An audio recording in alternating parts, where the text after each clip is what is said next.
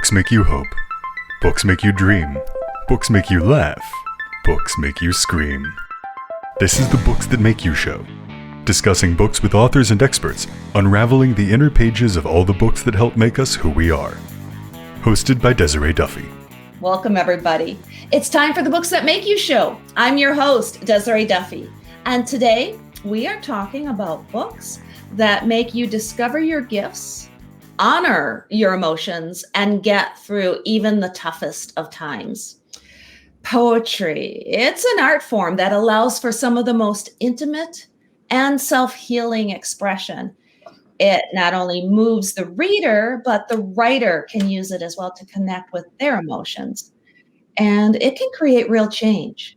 And that's why we're here talking about Tears of Change, poems, reflections, and quotes for a meaningful life by Debbie Monteggia.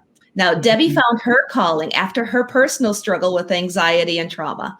Now, she fought back through her poetry and is here to share her inspiring journey. Hi, Debbie. Welcome to the show.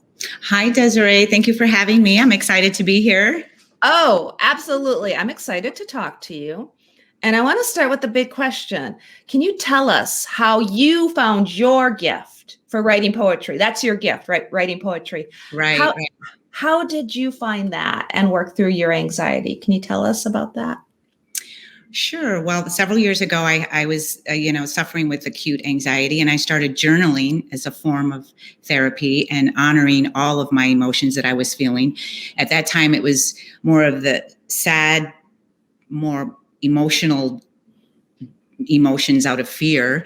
And I just decided by journaling through all this, it was helping me alleviate some of that anxiety. And then from journaling, I moved that through writing about poetry, and it was writing in rhyme, and it was sad at that time because that's where I was. That's the place I was at that time, working through the more difficult areas in my life.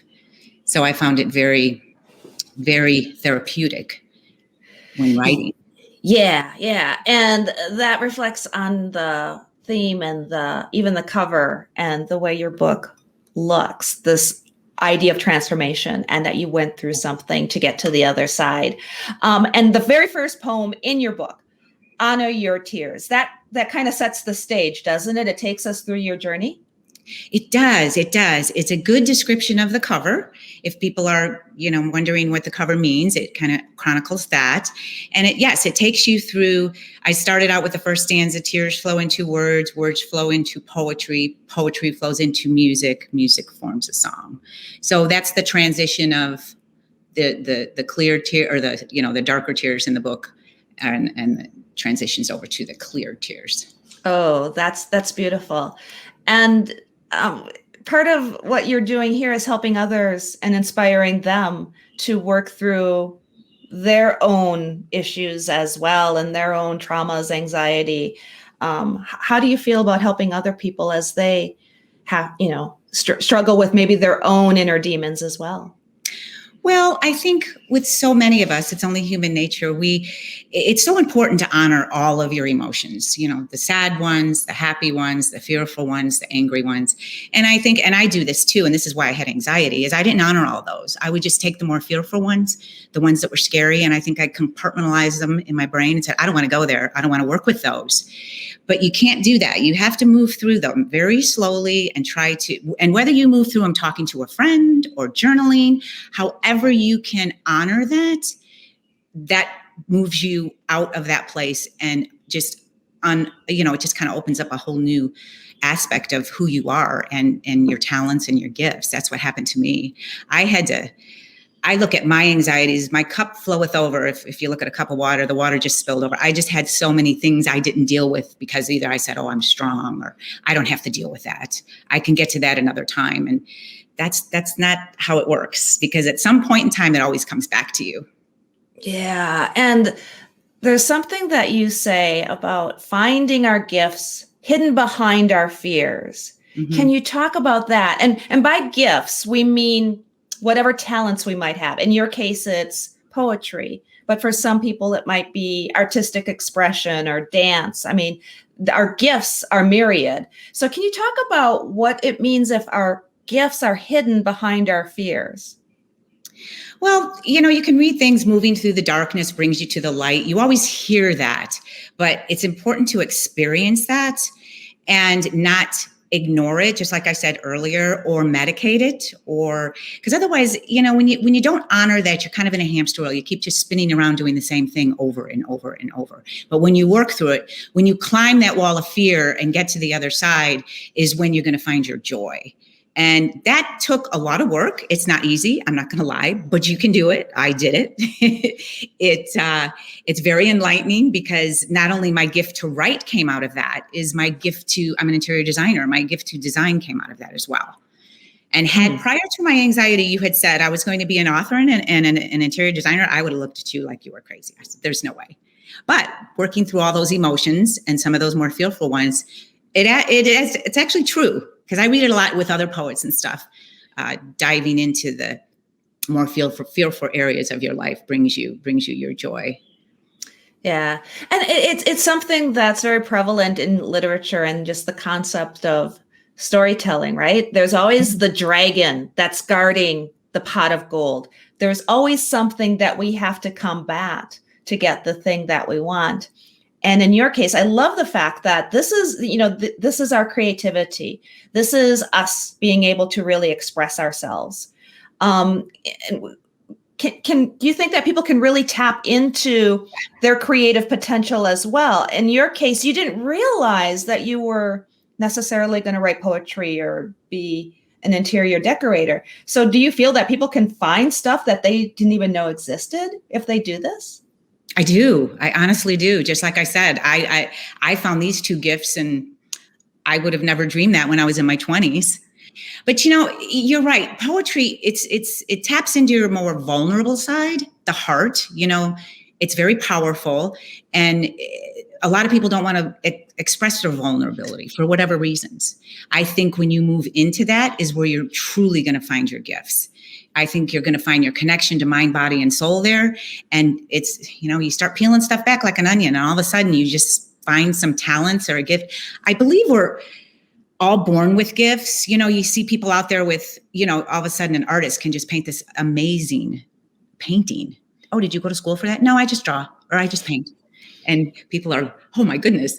And that's kind of what my situation is. I'm not formally schooled in poetry literature, and I'm not formally schooled in design. It's just something I jumped into and I happen to love, and I'm sharing it with everyone else now. Yeah, I really love that.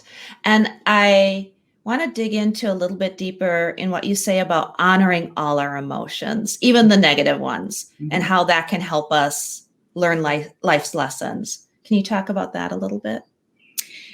Yeah, I think, we're always, humanity, we all experience, we're all connected through that same thread. You're going to have happiness and sadness and, contemplation, gratitude, all those things. And like I mentioned earlier, it's just so important to work with the areas you don't want to look at, because it's those fearful ones that is going to move you to change.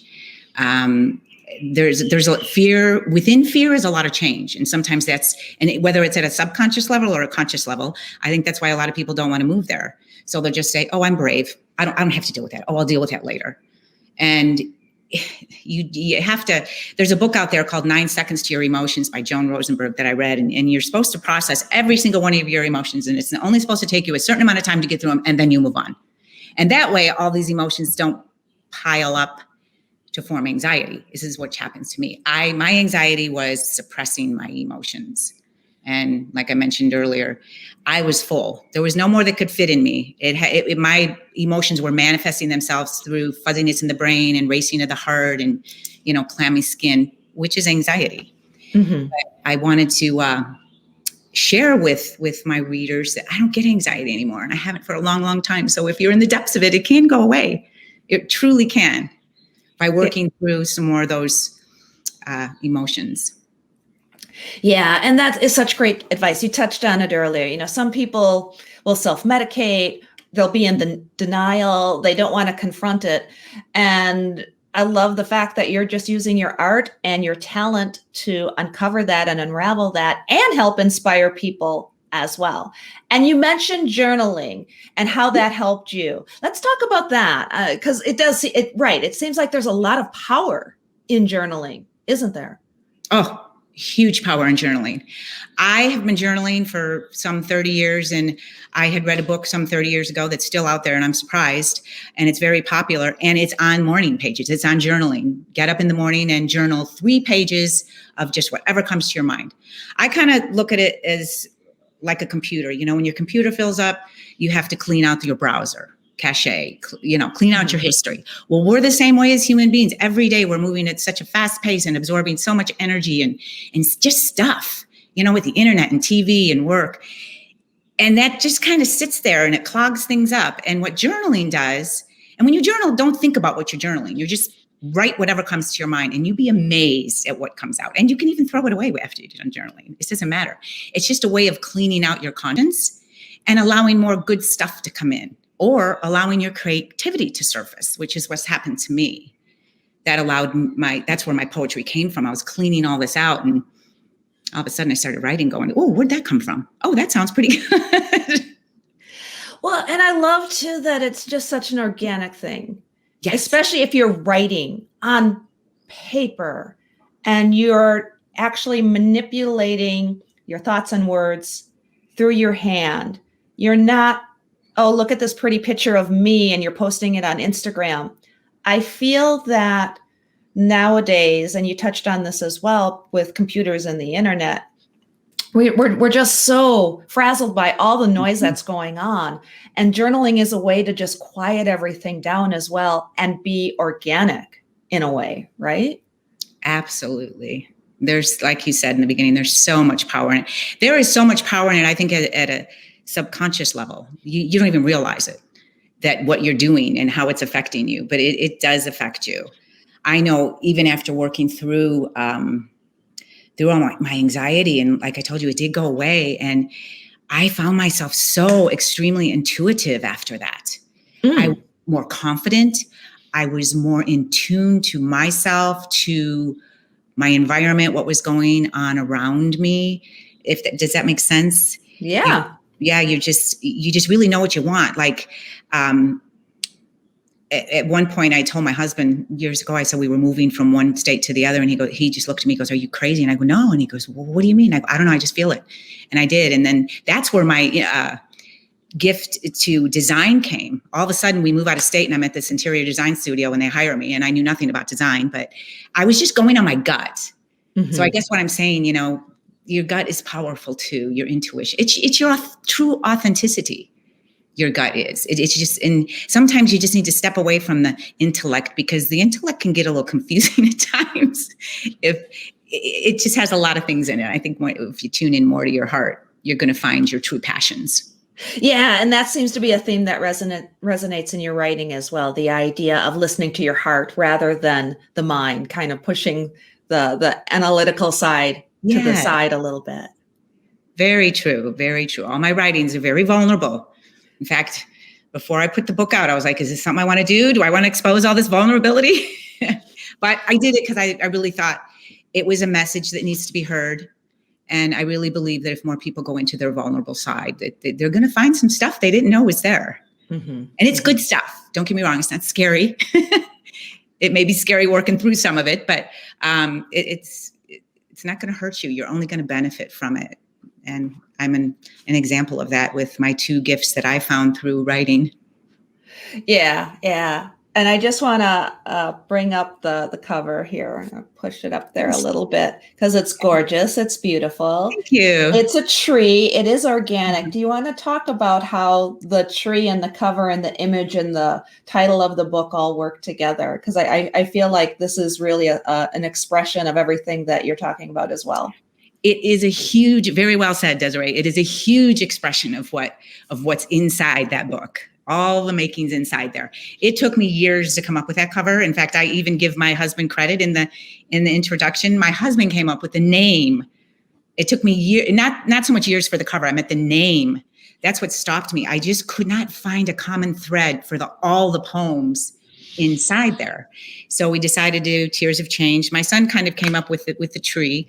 So the symbolic the symbol there is the tree on the left side is kind of barren, and it has the darker tears, because when I first started writing, that's what I was writing. I was writing about sadness and despair and darkness. And as I wrote and moved through all that, it transitioned into joy and happiness. And I started writing about joy and happiness in my kids. And then you have the clear tears. And then also in there are my little dragonflies. My dragonfly is my little spiritual bug on the right. I love dragonflies. They're very symbolic. And they represent wisdom and courage and transformation. And then, of course, there's the river. And obviously the tears are dropping into the river, creating the river. And my first poem, like we discussed earlier, Tears Flow into Words, it's kind of chronicles the cover. Oh, yeah, it's gorgeous. And, I'm just kind of paging through too. Yeah. You have so many beautiful sketches, and they're simple and they're elegant. And that's something that I find so complimentary as well. I know the camera might not pick these up as well as we'd like, but it's just absolutely gorgeous the way it's laid out.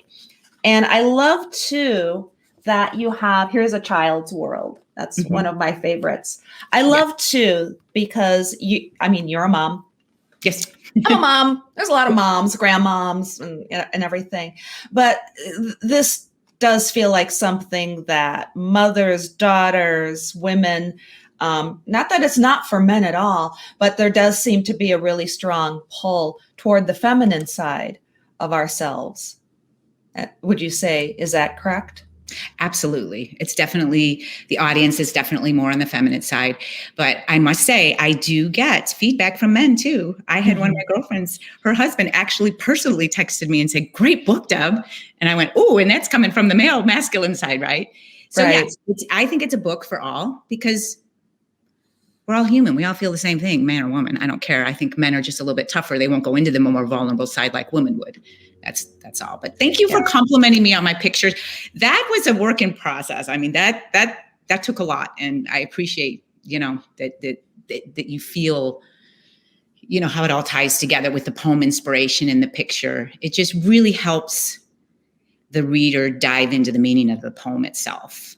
So they look at the picture, they get a visual, they read it, they get the words, and then they get the inspiration of where it came from. And I want to ask you a little bit about poetry just in general today, because it seems like it's experiencing a resurgence of sorts. Absolutely. You are absolutely right. I think I read something a while ago. They did a survey, and since like 2017, the last 5 years, it's really come back.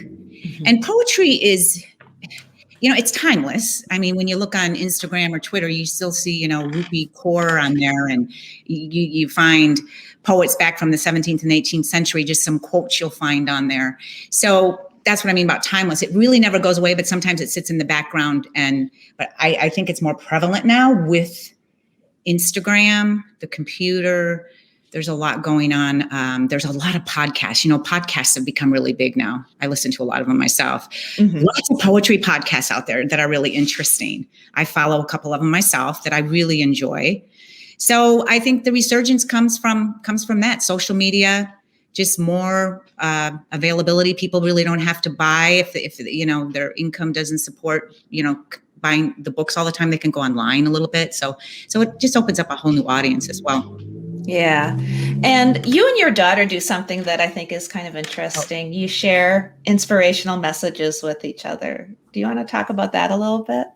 We do every morning. In fact, that's like the highlight of my day. And it's such a beautiful way to start a morning.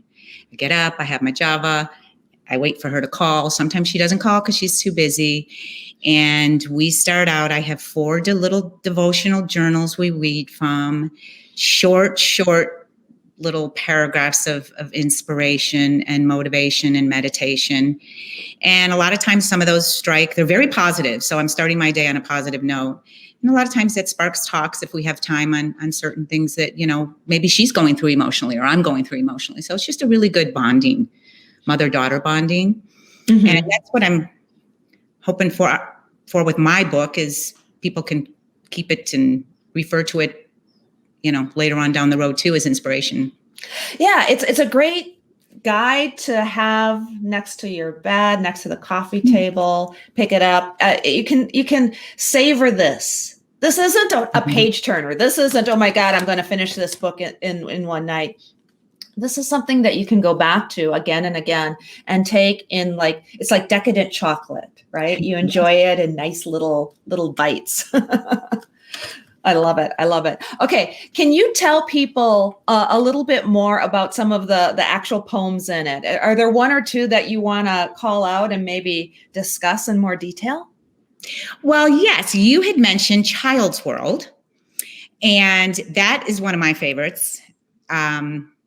Obviously, because I'm a mom, and you go through the whole raising of the kids, and now they're gone, and you're still a mom, so it just, being a mom never leaves. But that poem, I would walk my toddlers to school. The school was right around the block, and I would just look at all the kids in the playground, and I'd look at them, they were just so innocent, frolicking all over the place, and just, I just felt such a deep emotional connection to that it made me write about children. And Child's World is like a child's creed. I think it needs to be in every room because it's spoken from a child's voice.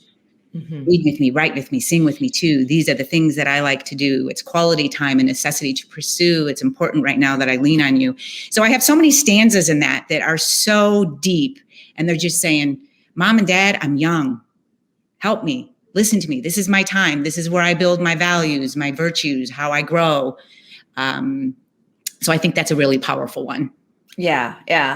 That's a great one to, and just in general, the book makes a great gift for mom, for dad, Father's Day, taking to the beach. It's a great summer book. It's great to, take with you as you're traveling, great for birthdays, holidays, and all of that. And something special that you do as well, you have a sample on the wall behind you, is people can actually order your poem and have it overlaid over a photograph. Can you talk about that as well? Yes, it's here, let me grab it real quick. Excuse me 1 minute. Please do. I want to see that close up. Yes. A close-up of it so that you can get a better visual. Exactly. So on my website, tearsofchangepoetry.com, I have about 4 of the poems in the book. One of them is on friendship, 3 of them, the other 3 are on children. And you can select which poem you like, and you send me a photograph of whether it's your kids, if it's Child's World, or if it's a friendship poem, you can send me a photograph of you and your friend, or just your friend. And I take that photograph and I have it, the poem overlaid. And this is what it looks like. Let me pull it back further.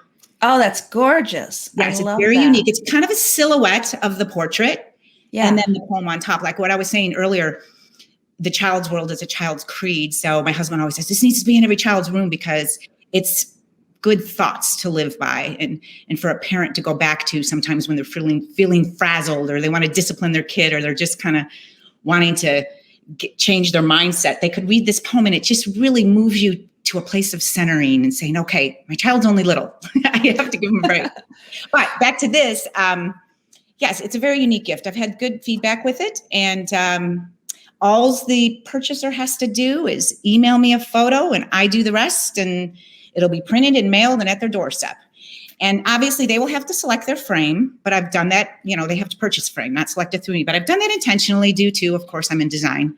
I don't know their motif. Are you traditional, transitional, right, modern, whatever style your room is, it leaves that open for you. So. Yeah, exactly. Different color schemes and everything else, but that is such a gorgeous, idea. And I love the way that looks. And you're right. I mean, especially when you're talking about a Child's World, just this idea that this is something to put in a child's room when they're young, but it still makes sense when they're much older, and you can look back and you realize that pulled that child all the way through their adulthood and growing up. That's really a beautiful thing. It's an amazing idea. Absolutely. Absolutely. It's definitely something like my book that can go years and years on. They can even make it a tradition and pass it down, to their kids. Yeah, something exactly. You want to, if you're big on traditions, it'd be something you could do there. What is next on the horizon? Are you writing more books? What are you working on next? Good question. Right now, I'm really not writing more books. I do have more work. I could come up with a second edition. I'm working on just interviews and things like that and developing my website and getting that moving. But I'm not going to say there's not, there could be. Right now, I'm in the moment. I'm just enjoying what's here and trying to work with this book a little bit more because it was just released and see where it goes and enjoy that process. So I am highly creative, so I'm not going to say there's not going to be another book. I can definitely see that in the future. But you're right. Just being mindful, being in the moment, being present now is such a lovely, wonderful place to be. So congratulations on that. Can you, Debbie, tell everybody where to find your website, find your book, find out more about you? Give us all your details. Okay, well, you can find my book at Amazon or Barnes & Noble or my website. You can order it through there. My website is tearsofchangepoetry.com. I'm not on Instagram yet. That's coming down the road. Like I said, I'm just moving forward, working on what I have. So it'll get there. I'm in my infancy right now, recently retired, and this has been my new project. So it's been fun watching it materialize. It's a beautiful book. I love it. Tears of Change by Debbie Monteggia. Thank you so much for joining us today. It's been a pleasure. Thank you, Desiree. Thank you so much for having me. You bet. You bet. And thank you, everybody, for being here today on the Books That Make You Show. I'm your host, Desiree Duffy, and you can find out more about us on our website. That is booksthatmakeyou.com. Sign up for our newsletter. We always have bookish fun things going on, news and events. As well, we have lots of bookish prizes that we do as well. So enter to win something fun. Follow us on Facebook and Instagram. And don't forget to subscribe to our YouTube channel as well. Until next time, all of my bookish buddies, please enjoy all of the books that make you exactly who you are. The executive producer for Books That Make You is Desiree Duffy. Produced and sound mastered by Phil Giangrande. Engineering by Dave Nabox. Social media and promotion by Bree Sweeter. For more, visit booksthatmakeyou.com.